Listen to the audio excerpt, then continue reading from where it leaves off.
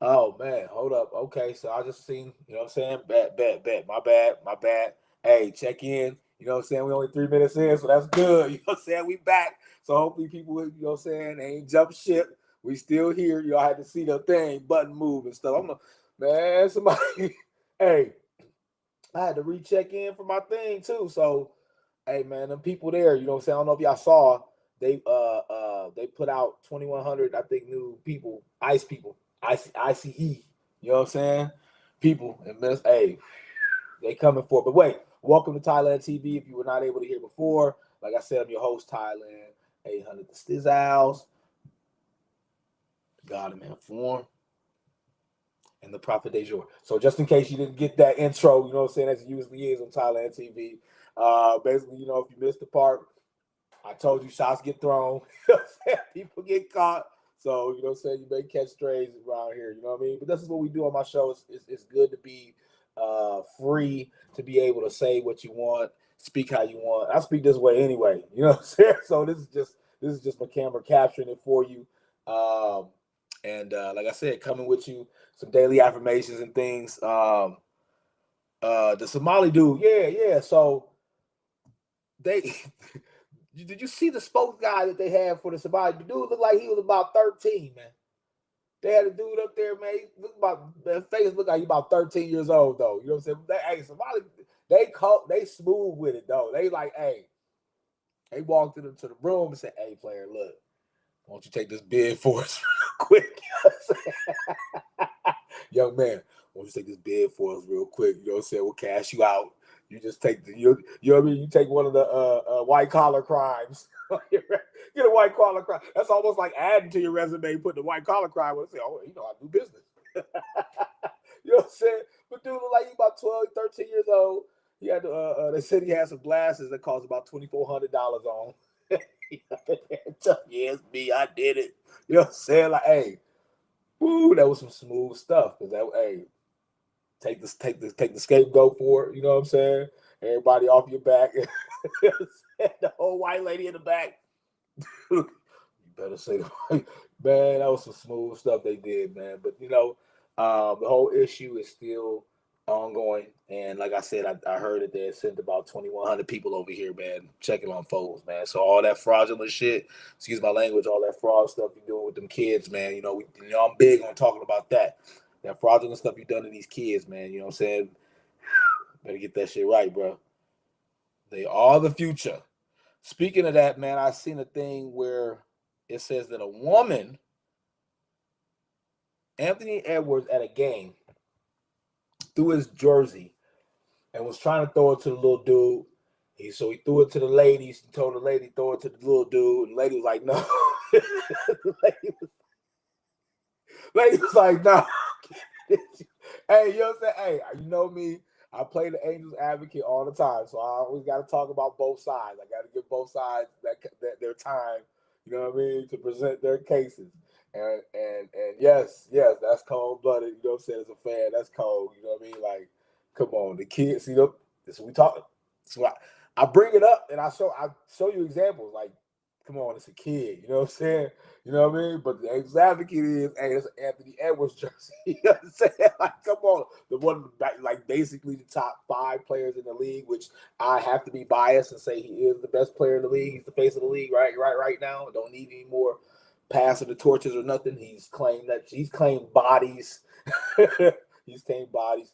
Still has to take his team to the promised land, but all stars still have to as well, and a lot of stars back in the day haven't, but to have the opportunity to have a game worn jersey, I play both sides, man, for you people. I speak for both you people. Now, I give my opinion about which part is wrong, but I do speak for both sides because, like I say, man, I'm one of the best at reading people, so I get it. I understand where you like shit. When am I going to have an opportunity again to get an Anthony Edwards jersey, worn jersey? I can go to the motherfucking. I can go to the motherfucking gift shop and go grab one right now. I can go grab one right now at Lids. I think it's still open. Yeah, I think they might be still open. Or I can go online and grab one right now. But a game warm, sweat, nasty sweat up in the thing. When am I ever going to get the opportunity to get that? Right? Even though that's a horrible way to motherfucking think. to place that above a child and the opportunity for a child to have that same thing that you're fiending over. You know what I'm saying? I talk about that stuff forgetting how you were a child, man, and that's what a lot of people do in the decision there, because you forgot when you were a child. Because let's say you were that child in that seat that had that opportunity, that superstar is pointing at you and saying, "Here, this jersey is for you." Think about yourself, you being that person. A lot of people forget that, and that's the decision a lot of adults make. Like I say, it's difficult to talk to adults because they forget that. You know what I mean? But that lady, you know what I'm saying? For my opinion, I always give my opinion last. So my opinion is, that's foul. You know what I mean? Like, you got to place, we got to hold children at a high regard because they are the future. This world is not yours, man. It's not your world anymore. You know what I'm saying? Which I know that for a fact, like I said, I'm good at reading people. I know for a fact you're the type of person you're probably going to put that on you,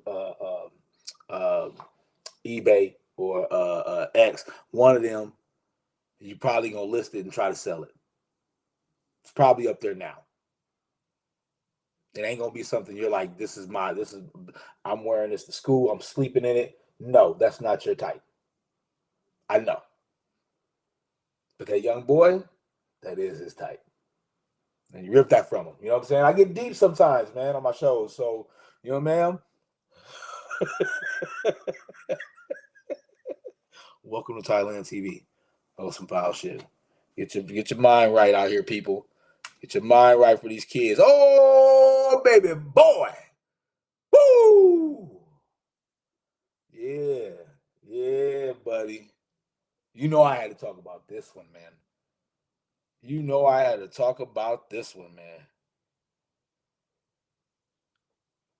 So your boy went back to school, right? Went back to college to play at Baylor, Baylor. I'm gonna read something to you. Your man had 16 minutes. He played 16 minutes. 16 minutes. It's not a lot. 20, 20, 40, 16. Yeah. It's not a lot.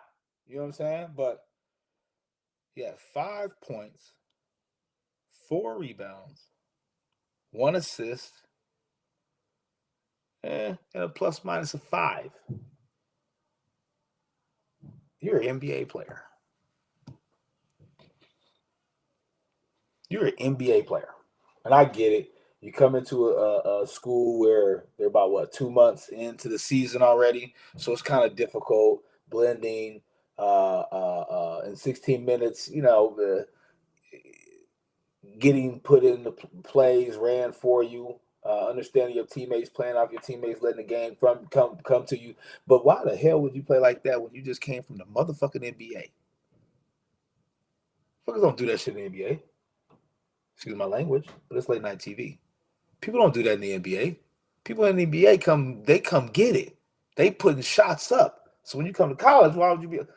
Unless the reason why you ain't play that much in the NBA because you wasn't that good. I'm just saying. Hey man, look, man. Hey, look. Hey, look. Around here,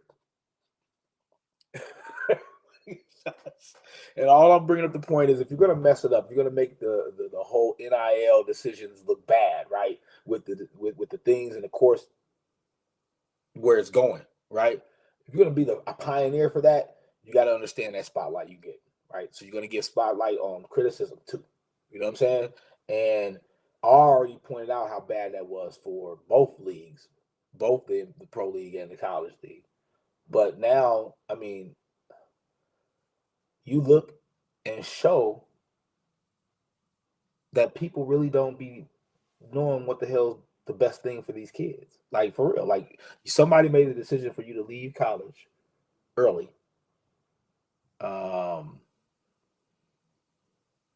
And then somebody came back to you and gave you a suggestion of going back to college. Hey, what are we doing? Are these decisions that are best for the kids? A lot of the people that make decisions get a percentage. I'm just throwing it out there.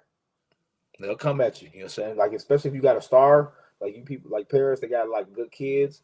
Once it starts going, it'll get down to younger ages pretty soon. But once you start getting going in the talks and stuff like that, people that want that percentage is gonna call you, man. They're gonna talk to you, man. They're gonna come with you with a number and be like 10%, man, 5%, man, 10%. To them, it ain't nothing. You know what I'm saying? It ain't nothing, but a lot of them giving them 5, 10%. It's a lot, and that's what a lot of the decisions have been. You know what I'm saying? Because that is just a stain on both the pro basketball. Because why would you allow one of your pro players to go back to college? You know what I mean? And then the college is why would you have someone who went to go to the professional level and basically saying you couldn't cut it. Take it however you want, but you say to me, that's how I look at things. I look at things and speak things real. It may not. Hey, the truth hurts sometimes. So when it coming hard, it's probably because it's the truth. You know what I'm saying? So, but that's a stain, man. Like you're showing that, hey, man, I wasn't good enough to go there anyway. I shouldn't have left in the first place. So then why the fuck did you leave in the first place? Duh. You know what I'm saying? Like, stop messing with these kids' heads, man. Got my man coming back to college, man. Can't get no buckets, man. Stop playing, man. Next game, I better hear something about that. After all this, you the pioneer, bro. So you gotta show something, bro. I'm just giving you a heads up. Like I said, I play devil's advocate for everybody. I give everybody a voice. So I'm giving you your voice. You made this decision. Make the most of it. Don't be out here what is it called? Catfishing. You catfishing college team. You the catfish the college team. You was like, oh, I'm going to NBA. Look, I got NBA. NBA, my wall. See, look, NBA. Then come out and can't even score college dudes. Look out of here. Take this catfish. That's crazy, man. Um,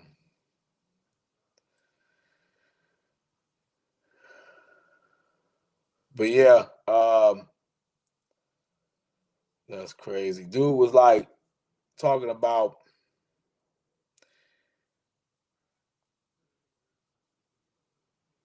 how a little bit more on the NIL stuff. How he's talking about how coaches like Nick Saban, Coach K, who I was talking about my last show, my last sports show. Leaving the game, saying this is the reason why. And it's kind of funny after, like I said, this young man just showed flop like he just did. It's kind of funny to see that kind of comment come out because this flop actually proved the total opposite of why they left. Like the why they left is the actual opposite of what you're thinking. They knew the shit was about to be garbage. And what I think personally, especially coming from a coach's point of view, this is what I'm be a topic on tonight. It sucks. I'm gonna tell you what sucks. What sucks is not connecting with your kids. What sucks is when you come into a situation where you get a group of kids that are pretty good and you start teaching them something and they start learning that shit, and then the team gets taken away from you, or the players transfer, or they declare for the draft, or they're all about money and go, you know what I mean, and go anywhere, right? And that sucks as a coach because you're trying to build something that lasts long. You're trying to win a championship or compete for a championship every year. That's what the goal of these big name coaches have always been, to compete for a championship. Straight up. How do you recruit kids? You want to go play for a championship? That's their conversation. Say it ain't. Anybody, that's why people don't know what I'm fucking saying, because they or somebody they know they ain't sat in a room with one of these coaches with their parent and sat there and listened to them say, look,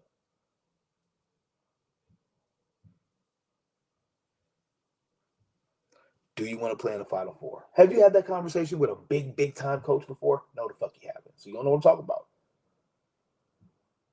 That's why I think the person's comment is it's the opposite.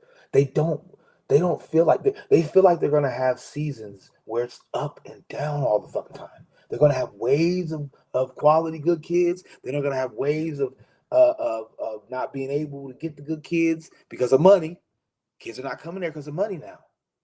So now you got to take a step back and start being selective of who you're paying. And not only that, kids are going to be. My boys were just talking about this the other day with NIL. One thing about NIL that has made it good is the fact that the you can have now like a Wofford or you know what I'm saying, an SMU school go far. You know what I'm saying? Because the guys that they can bring in, and that goes to the whole situation of being able to attract. You know what I'm saying? That's what Nick Saban, that's what Coach K guys, these coaches have been able to do. They've been able to attract these kids by telling them, you know, you could play for a championship. Now kids aren't coming in trying to play for championships. They're just coming in to get some money. That's the difference. But you can't build a relationship on that. And that's the reason why these guys are leaving. That's why, you know how many relationships these guys, I mean, you look at Coach K, right? Look at my biases. Look at Tom Izzo. Look at the relationships this man has, right? And you get to a point where you can't build that anymore. Why? Why would you do it? That's because that's the scariest thing as a coach, is to not have any. You got guys coming in and talking. Look, this Baylor dude, check it out. This Baylor dude, he just went up to the NBA, been playing with NBA grown ass dudes, being coached by NBA grown ass dudes. All these people making grown ass NBA money. Then you come back to college, you got this college coach trying to tell you. You know what I'm saying? Right? These coaches don't want to have to deal with that, man. That's worse than dealing. I think they're knowing that it's worse than dealing with a know-it-all high school kid. That's worse. Now you're getting some dude that, you know what I'm saying, thinks he's like the shit because he was a pro. You know what I'm saying? He's a pro, so he come in like, I'm cocked up. And if you don't play or give me what I want, transfer to the next school that got money. And that's why I feel like these coaches left. That's why they felt it was that time, because there was no point in staying at a place where you can't build a legacy. Now you're just shoveling out money. And it's all, the only thing that's being talked about is the amount of money. Everything. Think about college sports. FanDuel. Everything is about transacting the money. And that's why they had to step away. Because you don't even know what you're getting now, man. People don't even care. They're gonna catfish you, man. People getting catfished out here now with players, man. That's funny. Shout out to my boy Trey Parker, man. Going for his 1,000th point tomorrow. We play Farmington. Shout out to Apple Valley boys. Big year. Time to get it done. You know what I'm saying? I had the same conversation with the football players, man, during the football season. So this is last road, man. It's the last ride, brother. You 2026 kids and seniors, man. This is what it's all about, man. You got to get one. You got to get one. You got to get one for the squad, brother. Get one for the squad at all costs. And at all costs means to play as a team. That's at all costs. All costs don't mean, I'm taking it on my shoulders and doing everything by myself. No, it don't. At all costs means you got to be willing to give up whatever you can value the most for the. That's what real shit is about. A lot of people don't understand that. That's the realest shit. The realest shit is you got to be able to give up what you value the most. You know what I'm saying? Like, as a matter of fact, I'm gonna touch on something like that. Let me write that down. I'm gonna touch on that on my relationship topic, man. You know what I'm saying? Because you got to be able to give up what you value the most. It's real talk, man. I spit real knowledge, man. And as long as you do that, in sports is where you learn it at. I think it's a high percentage. Most people learn it from there. For the betterment of the team, for the betterment of the program, for the betterment of the organization. And we'll dip into more of that tonight. Just being able to buy in and putting down. You got to be willing. Like I said, it's not about putting the team first, right? People just say that. It's more than that. It's about being willing to give up what you value the most. Can you give up what you value the most for the betterment of the team? And if you can't, that means you don't value the team. if you can't give up, think about what you value the most. Like think about if you rather just sit down and like, what do you value the most? Like, would you be willing to give that up for the betterment of the team, right? Right. And in sports, it's like, okay, you a hooper, you like to shoot all the time. You love to shoot, right? Would you give up shooting for the betterment of the team, right? What do you value the most? And if you're not willing to give that up, man, you're not willing to buy into being a team, man. That's hard, man.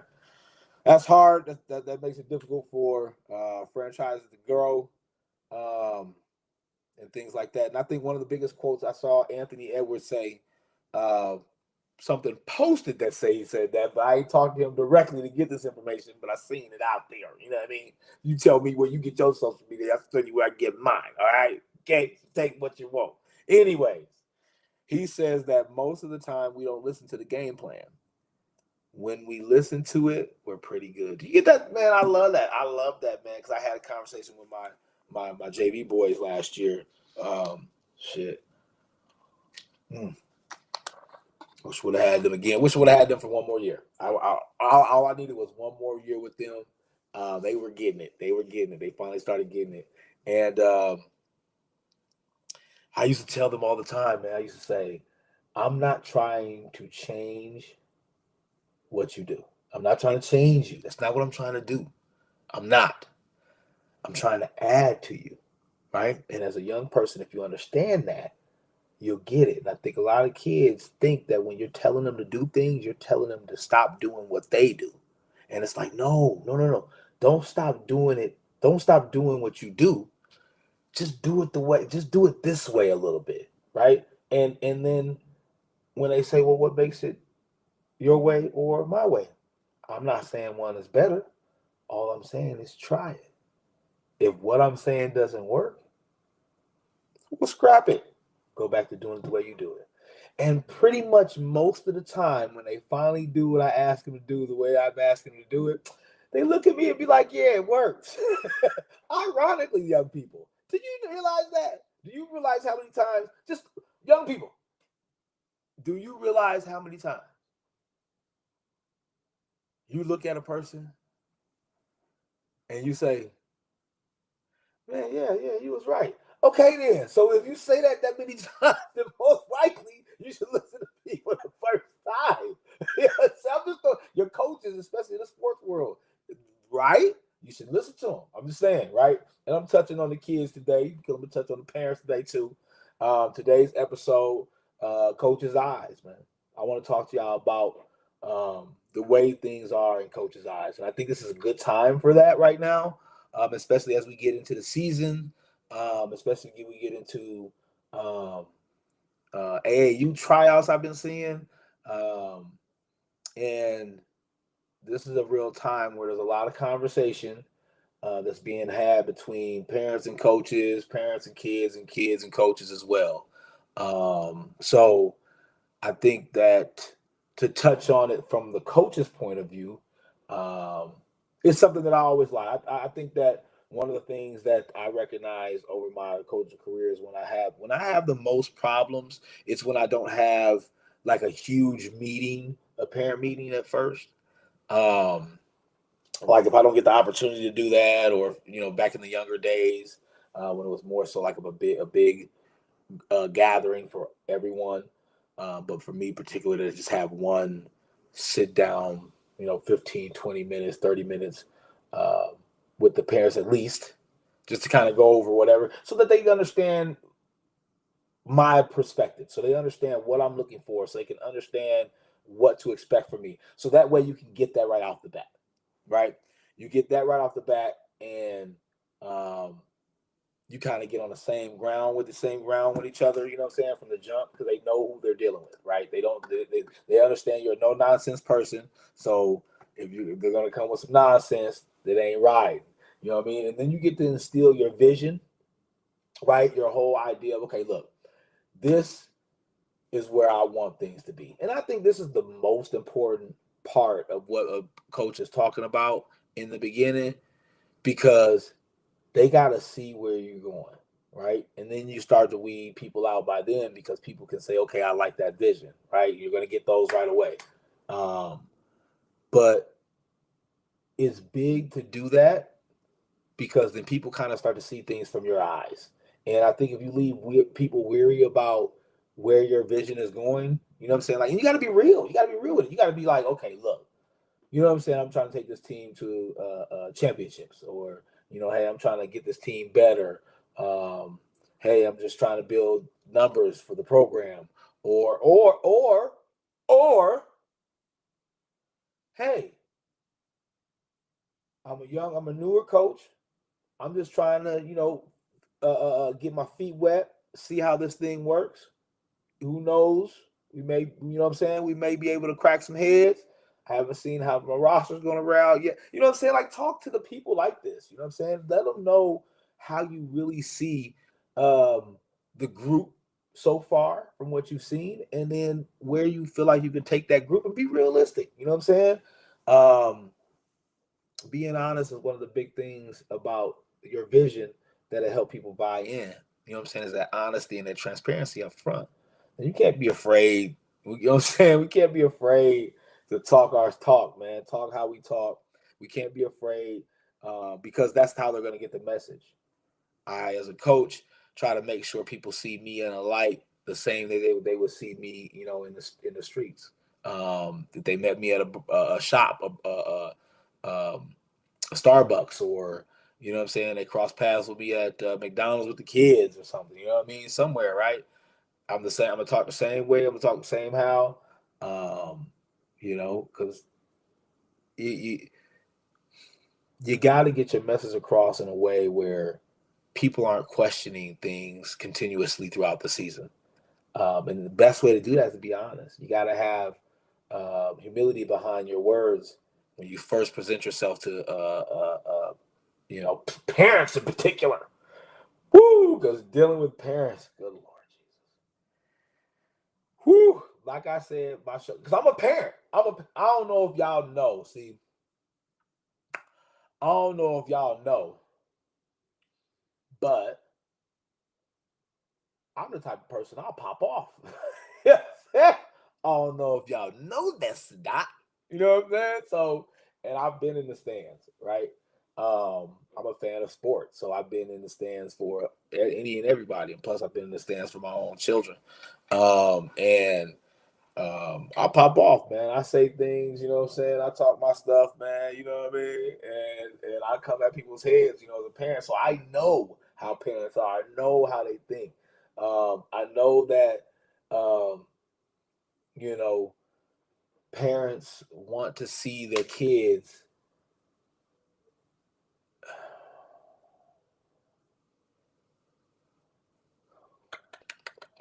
parents want to see their kids perfect. You know what I mean?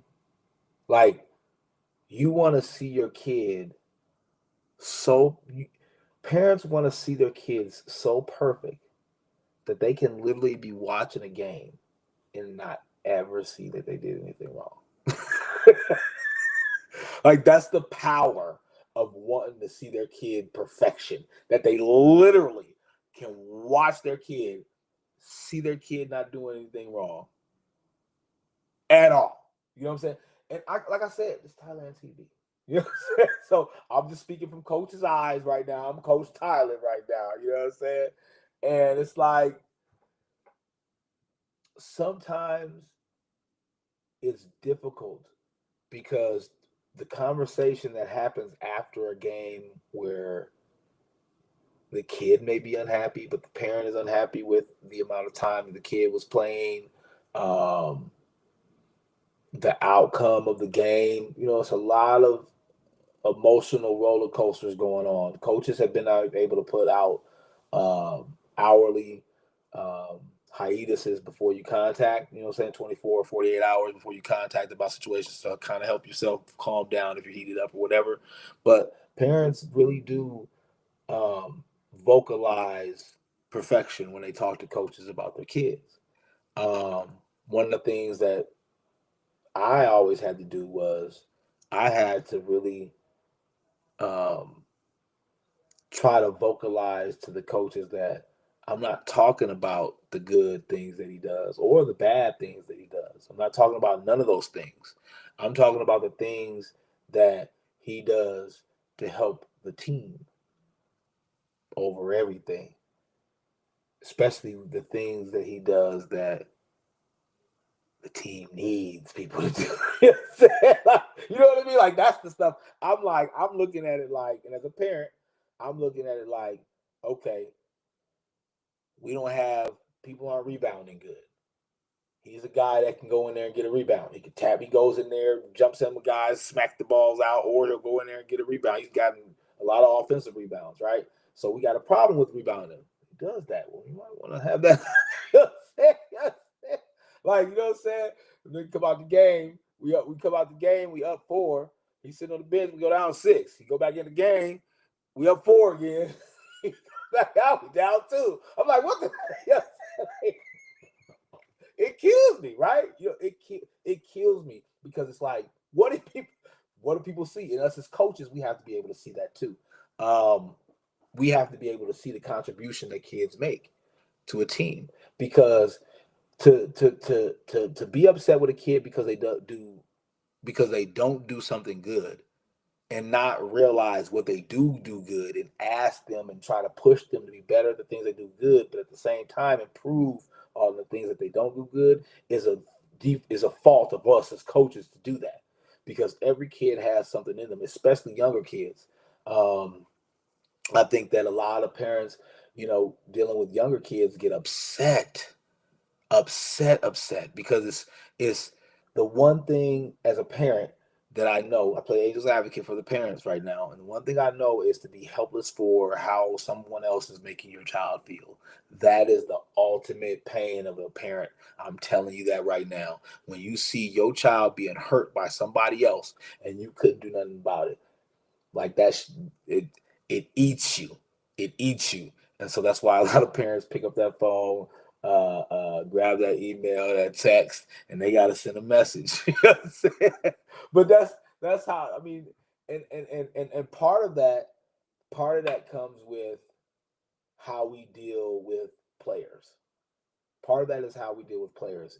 A lot of that stems from our situation with the players, because I think what happens is that players can show the positive and the negative influence. They're an energy conductor, right? So the energy that they're getting is going to conduct. You know what I'm saying? And I think as long as kids are,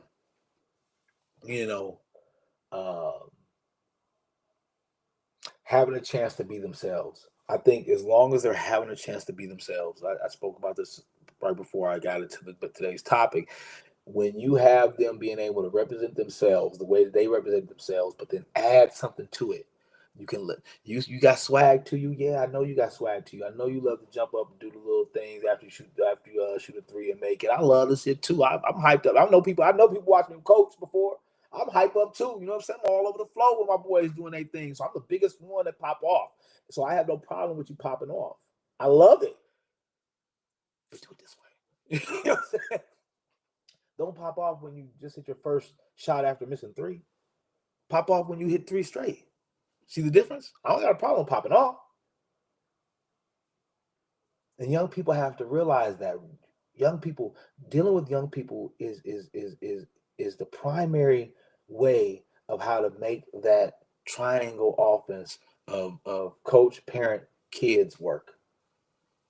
It's the connection with them. It's the connection with them. And it's the hardest because, like I've told people before, they see the realest shit. The motherfuckers is real. Have you ever had conversations with kids? Till they become adults. Dude, listen to me. Listen to me right now. Listen to me right now. Don't wash up for 3 days and sit next to a kid. I'll tell you about that later. But I was working with some kids today, man. And the kids in the lunchroom, the kid said, "You need to brush your tongue." You know what I'm saying? Like, this language is on the God I'm speaking to you. The little kid told she told the little boy, "You need to brush your tongue." Don't wash up for 2 days and sit next to somebody. Are they going to say that? They'll probably be like, and then move away. You know what I'm saying? Like, kids are real, bro. They speak real because they're real. That's the last of the essence of the realest essence. You're gonna get it. So you have to be honest with them. You have to be wholesome with them because they read through the bullshit. They don't play that fake shit. They don't. They already don't like us. They don't like us because we old. They are. We got one red flag for kids already. We're red flagged by kids already. I walk in red flagged by kids already when they see all the gray. Already. They're like, old dude. Old people don't know nothing. Nothing at all. There's nothing that old people do because you're old. You don't know, right? And we have to be the ones to be like, hey man, check out, man. I do know something. All right, check this out real quick, man. Break this down. Do this way. You know what I mean? And don't change who you are. No. I don't want you to change who you are. I want you to keep doing what you do, but just do it a little bit. Just do it a little bit this way. A little bit this way. Try it. Works. We're gravy. And once you get that relationship and rapport with them, when they're at home eating dinner, they're fine. They're up like, hey, man, I got to go to practice today, Mom. Hey, Mom, can you take me to practice? Mom, I don't want to be late. Mom, I can't wait to get to practice. Oh, Dad, hey, man, I can't wait for the game tomorrow. Dad, you come, you going to be there. I'll be on time. Those are the conversations that they're having. Or the other option is for them to be like, man, I hate going there. I don't want to go there. If you have those kind of conversations, man, as coaches, we're not doing it right. And my word to the wise is to build relationships. Build relationships with these kids, man. You got 4 years with them. Any other years that you associate with is mainly going to be on them. Mainly. Yeah, you'll check in from time to time, but they're going to be living their life. So you got 4 years, man. I had 4 months with the sophomores. Or excuse me, the now juniors. I had 4 years with them. Or excuse me, 4 months with them. I had to cram my training that I did with my 2026 boys, 8 years of training in 4 months. I had to give them. They got it though, because kids can. Like, imagine, people don't think of the magnitude of the words I speak sometimes. I crammed 8 years. My boys that I had from third grade, well, actually, no, 9 years, actually, because I had TJ second grade, Trey's dad, Coach Rob, had him second grade, but we were together with them all the way up through high school, and then I was blessed enough to help coach through high school and be a part of it. And so all the things that I talked to them about and teach them, and the knowledge that I put in their heads, I had to cram all that into my JV team last year in 4 months. I mean, it was difficult though. It was a lot of heads, but it had to be. I mean, if you think about a computer, you're giving it information. Sooner or later, it overloads. You know what I'm saying? That's how it was. That's why the feedback was so hard, but it needed to be that way. It needed to be that way because they had to hit a wall. They had to hit a wall. I wasn't going to hit a wall. I'm a coach. I'm not going to hit a wall. You know what I'm saying? But they going to hit a wall. And once they hit a wall, they're going to look back. And I can now that y'all to hit the wall. Now it's y'all to hit the wall. Are you ready to listen now? You know what I'm saying? Right? You know what I mean? And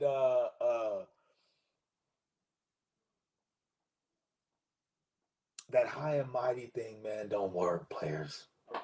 Coaches, that high and mighty shit don't work. Acting like you the toughest, illest, baddest thing in the world, it don't work. It don't work. It's fun, it's cool, but I wouldn't lead with that. Like I do that stuff to joke with them. Like I joke with them, you know what I'm saying? Like especially when they test my G. Oh yeah, when the kids test my G, yeah. I got to get out there, splash a couple real quick, let them know. Okay, now you know what I'm saying. Now you talking to the top dog here. You know what I mean? You talking top dog here, right? You know what I mean? You talking to Kaiser Sose. Don't get it twisted. I'll call a couple. Have you lifted up out of here? You know what I'm saying? But you know, and in dealing with my colleagues and in all of us dealing with each other, I think we have to stop doing that high and mighty thing to each other. You know, I think we have to stop acting like we're better, holier than thou. Right? These are terms, man. I'm not making that up. That's something that's been said before. Holier than thou, right? That's an actual thing, right? Of course, then everybody might be like, "Oh, where it comes from? It comes from her, how do whatever." But it's still a phrase that people understand what it means. Acting more holier than thou, man. Like you better than everybody else, man. And then once people once people get into these positions, they start looking at themselves as higher than anybody else because now this is, you know what I mean. It's not shouldn't be like that. It should be, hey, you know what? I have a place to create something beautiful. I have an opportunity to give kids a chance to better their lives. You know, and that's why I speak to my colleagues the way I do, because it starts with us when it goes into sports. It starts with us, and there's nothing wrong with us challenging each other. We need that. We have to be that way because it's just like with the kids have to understand how to buy into we have to learn how to buy into the program, to the overall goal, to the biggerness of it. And it is bigger than just ourselves as coaches, our program that we're representing, our organization that we're playing for, our city that we wear on our chest. You know what I'm saying? The state that we represent. It's bigger than all that. Sports is bigger than all that. And as colleagues, coaches, we have to understand that. We have to understand the fraternity of us and how big it is, and not be so judgmental of our membership requirements. You know what I'm saying? And we understand those membership requirements. I mean, I do. I know what they are. That's why I broke the mold on that shit. That's why I went out and I started my own. That's why I did it the way I did it, because I saw that it worked. I don't have to listen to these gatekeepers. I've seen that it works. I know how to do it correctly. I know who to talk to, you know? And we become loyal at fault. We become loyal at fault. I see it too. I think a lot of times we make compromises and hirings, because of loyalty, you know. Um, I've done that before and I've talked that before. You know what I'm saying? Um, I think me differently than most people, and this is what I do on Thailand TV, man. Talk about me. But no, what I do personally different than most people is that I make sure I put um, the right pieces in that place. Um, I just don't, I just don't, I don't, I value loyalty. I do, but it's gotta work. It's gotta make sense. I think the loyalty has to make sense, and I think that's us as coaches get caught up in that, um, just being like, okay, just who you are to me, you're good to go. And I think we, especially when you're dealing with young people, when you're dealing with other older people, whatever, man, I ain't worried about it. Whatever the corporate world, whatever y'all do, whatever y'all do, these adults, whatever, because they ain't listening anyway. But these young kids, man, they deserve an opportunity, all of them. And if I can't put people in the place to help all the kids, I can't have people in my place. You know what I'm saying? I can't have them in my places. Um, but as colleagues, we got to be willing to check each other, and there can't be nothing wrong with that because, I mean, at the end of the day, it's all about the kids. It's all about the kids at the end of the day, and we want them to get better every day. Every day, you know, that's the biggest thing, is making sure they get better every day, regardless of how they start with you, regardless of how their skill set is. It's the job of coaches to make sure those kids get better every day. That's your job, to make sure they get better every day. Because one of the things I want to say is that as coaches, you can tell. I'm gonna tell you, parents, are you listening? Parents, are you listening? I'm giving you a heads up. As coaches, it's our job to make the kids get better every day, right? So you can tell a coach is doing his job if the kids are getting better. If the kids are still doing the same bad habits,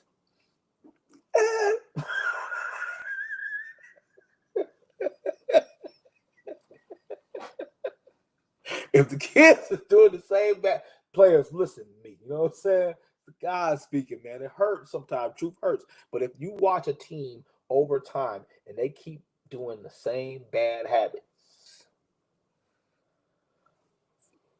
Says a lot, coaches. It reflects on the coaching. That's how. If you want to judge on coaching, parents, I'm gonna give you what you judge on. I'm gonna give you. Don't judge on. Oh, my baby ain't get 15 shots. He only got 7. Don't judge on that. Judge on what you ain't gotta tell nobody. I know how you are. You're proud about your babies. Everything is perfect. Don't tell nobody. You don't have to. But when you go home, you start thinking about what they actually did. And you're honest about it. And you think about last year. And if they're still doing the same bad habits they did, that ain't coaching. That's curtailing. That's what that is. That's curtailing. That's coach stealing. That's what that is. Honestly, that's not coaching. That's curtailing. That's what that is. Straight up. That's what it is. People get mad all they want to. This Thailand TV. Everybody catch a stray around here. You know what I'm saying? I don't even know. But parents, word of the wise. If you ever need to realize if your kid is being coached, take a look and be real about the things they do wrong. And if those things are improving. If they're not, all right. And that comes back to us as coaches. Our job is to be truthful.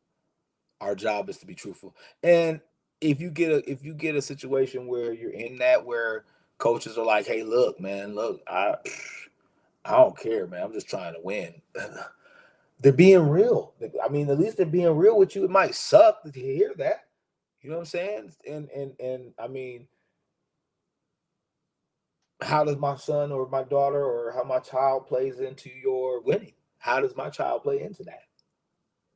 You know, should be the next question. And coaches got to be honest again. I can see him getting in for a couple of minutes. I can see him being my best shooter. I can see him being our defensive stopper. I can see him being the quarterback. I can see him being the point guard. I can see him being the center that we want to go feed the ball in the post to him all the time. Whatever it is, have that conversation. Don't be afraid to have that honest conversation. Because why are we hiding the truth? Why is it so apparent to gatekeep and hide the truth? Like, why? Where does it benefit us as coaches to not tell players, this is what they're good at, this is not what they're good at, this is what I want you to do? You do it to some kids, so I know you can do it. Why don't you do it to all the kids? And then next, take it to those parents. The same type of talk you got to have with those parents. You got to have that same type of talk with those parents too. You got to be able to say, hey, look, this is where they're at right now.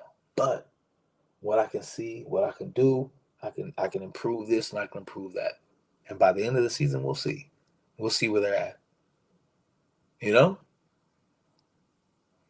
You got to be honest, man. That's the most difficult thing for now, which is ironic because how is it that difficult to be honest? It's the easiest thing. Like with this whole, I seen something about somebody saying, a coach put a thing on TikTok and was like, parents, it's not our job to recruit your kid. You fucking lie. You're a fucking lie. Excuse my language. I apologize. Sometimes I get upset. That's a fucking lie. Parents will give you the cheat codes, man. That's a fucking lie. It is your job, especially at the high school level. It's your fucking job. That's your job. All of them.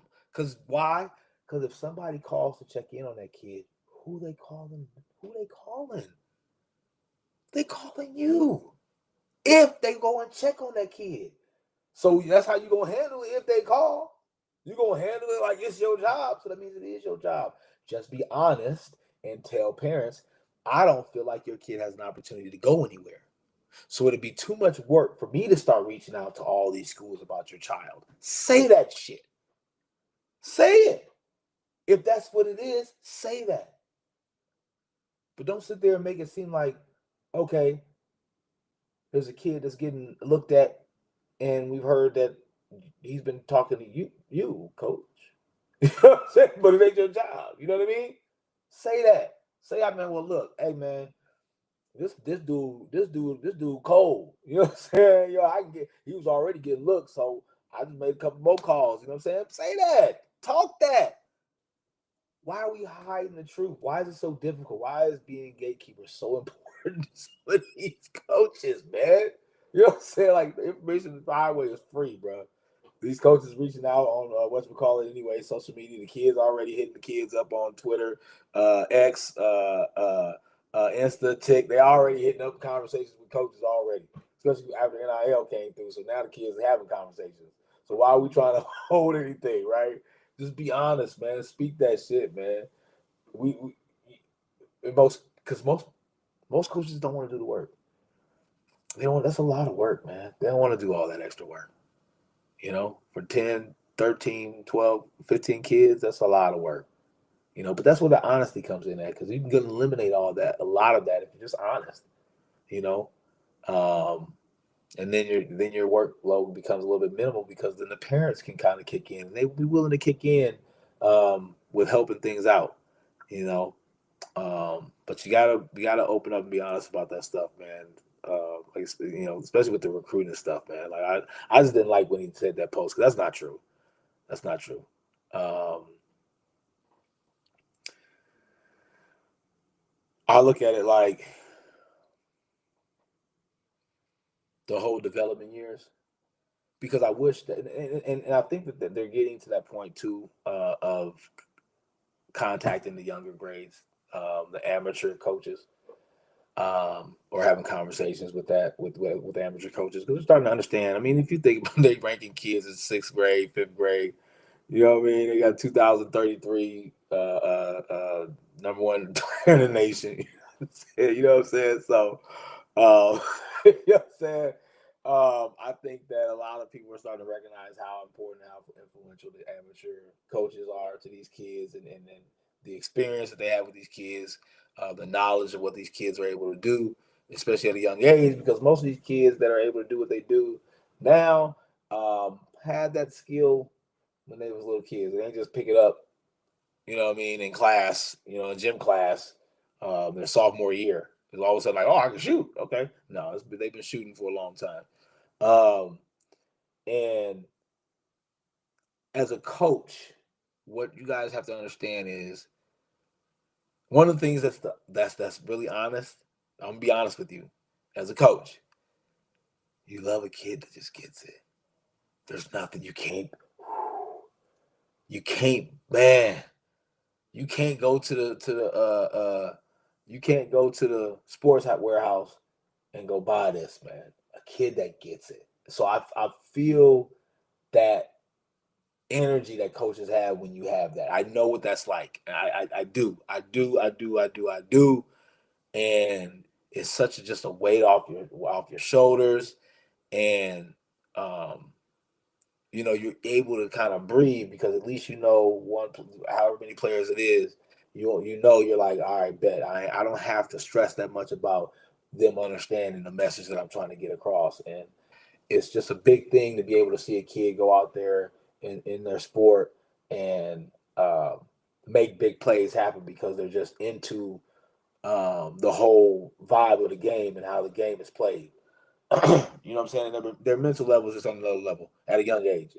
It's dope to see that. It's dope to have that, because once they get up to the pro years, people are taking advantage of that. I talked about that before. With the whole NIL money market, man, the money faucet is open, and you lose those kids after those amateur years.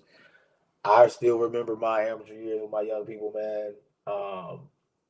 And that was one of the things, like I said, with Coach Red Trey's dad, with Gary, Marco, and Fuzz, and Buck, was that we recognized that we had a group of kids that played together that just got it. They got it. I mean, they weren't like, back when they were younger, they weren't like the most, what I'm saying, like ill showtimey as people. But then once they got up to like fourth, fifth, sixth grade, especially sixth grade, seventh grade too, eighth grade. Once they got up to those years, they really started to just show separation, man, from anybody else, man. And it's dope to see that. It's dope to see kids develop at a young age, um, into the stars that they are before they even know that they're that good. And as a coach, it's our job to find that. I've spoken about that light, man, that all these kids have, man. They all got a light in them, and we got to figure out how to bring that light out, man. That's really all I want to do, man. I want to give every opportunity for these young people to have um, the most array of opportunities, just a vast number of opportunities in life, you know. And if along the way they can, make a little money out in this world, man, they'll have a good time. They'll have a good time. I had a good time, man, in life, man. I want them to have one too, man. Live it up, have a good time. Um, and as a coach,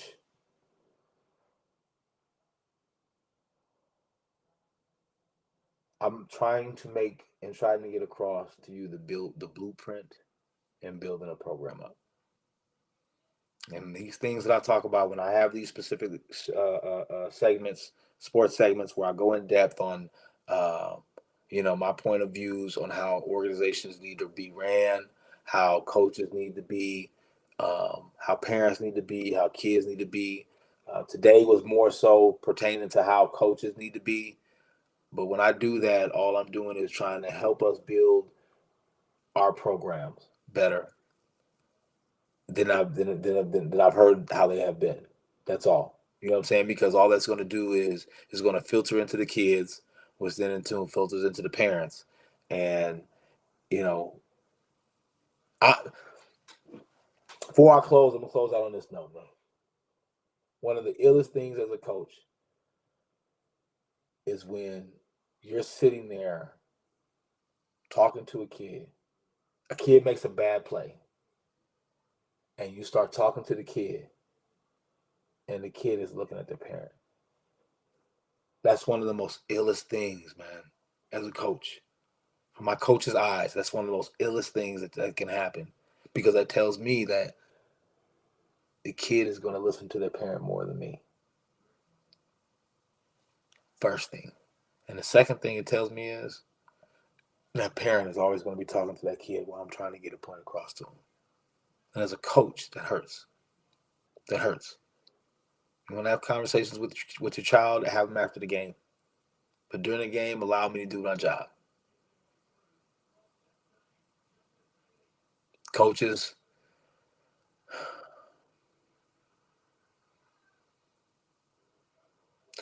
we get blamed for the losses. We don't get any reward for the wins. But the one thing that we have control over is doing it for the kids. That's the one thing we have control over. Everything we do it for the kids. Thank you guys. Thank you guys for listening to me. I appreciate you. Check in with me on Thursday when I have my love show, relationship show. I'll bring up the topic for you guys on Thursday morning. Things get a little bit. I have to be a little bit more. I may post my preamp for my preamp promo for my show the day before now, because I am out of the home now. I'm working over at a school now. You know what I'm saying? I'm a behavior specialist. I'm working with kids directly. I love it. I love being able to work with the young people. I told y'all, like I said, we're gonna try to put the things on out here in District 196. So today was my first day. Love it. Love it. So big shout out to everybody, man, that do work with kids, man, because my first day made me remember. It made me remember, man, back when I was working at Sanford Middle School, man. Good Lord. Woo! Anyways, thank you guys for joining me, man. I appreciate you, everyone, for checking in on Thailand TV, man, listening to me bibble, babble, babble. And blessings to all the people that listen to me. And if you don't, just pass it on. Thank you. Have a good night.